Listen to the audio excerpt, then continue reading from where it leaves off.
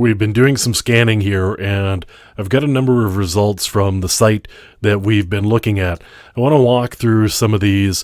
We will take a look at how you would go about actually taking a look at these results and the different ways that you may be able to use to see what's going on. Now, as you're going through these, you may want to follow up manually, and that may require using something like Netcat or Telnet to get into the server and issuing connections there. It may require going to the browser and actually issuing the specific items through the form pages.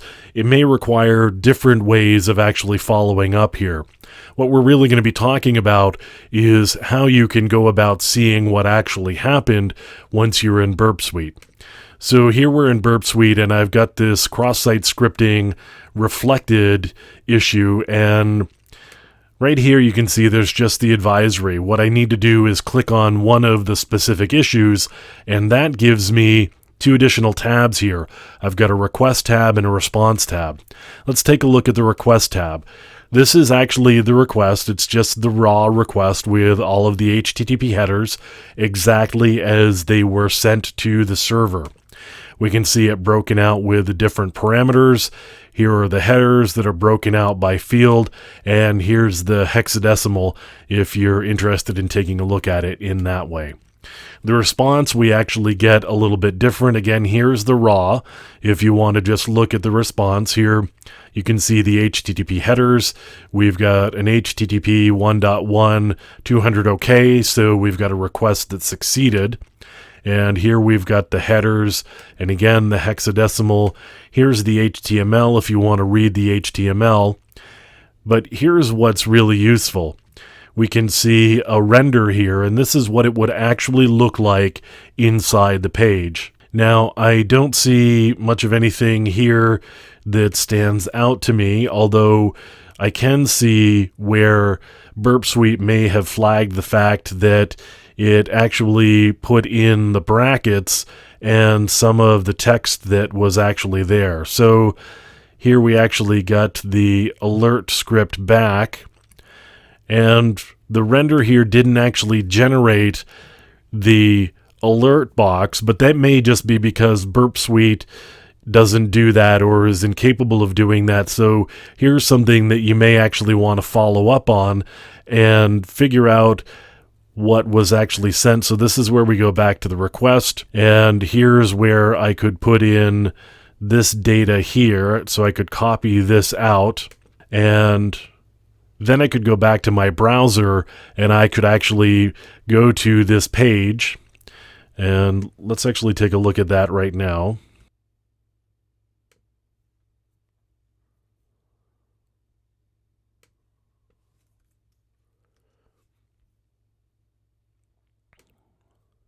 I'm at the page now that actually generated the problem, and so let's paste this in here and see what we get back.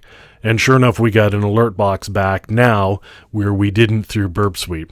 So here's actually an example where you want to follow this up with a browser because it's not necessarily clear whether this generated the alert box or not.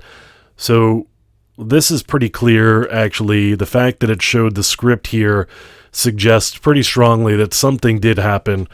Although, again, it's where you want to go back to the browser and see what really happened, because even though you can render it, doesn't necessarily mean that you're going to see what really happened inside of Burp Suite. We've got some other issues we could take a look at. Here's one that's a potential SQL injection, and we've got a request, and here's the response.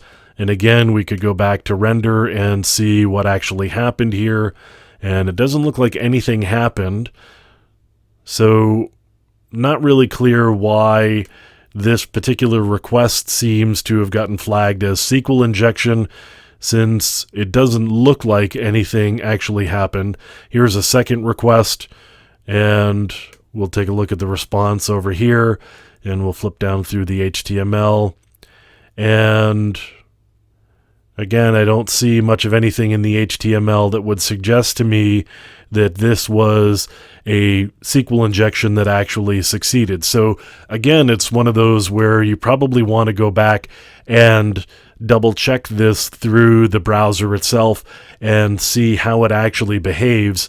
May have actually captured something incorrectly, or Burp Suite may have just flagged something because it didn't completely understand what had actually happened. So again, this is a case where you probably want to go back to the raw request, and I'm going to go back to the request over here. Go back to the raw request and actually make some changes. So here's where we would issue a GET request, and you could actually send that to the browser and see how that responded. So that's how you would go about actually investigating results. Some of it is a question of just looking to see what Burp Suite flagged and see whether it makes sense. Often you've got to go validate what Burp Suite is saying, maybe do some additional playing around and see if you can duplicate what Burp Suite thought that it saw. For example, that SQL injection may have seen something that it thought would potentially open the door to a SQL injection, but the response that was actually captured didn't actually indicate that we'd gotten any real success doing a SQL injection attack. So again, you may want to go do a little bit of additional work there.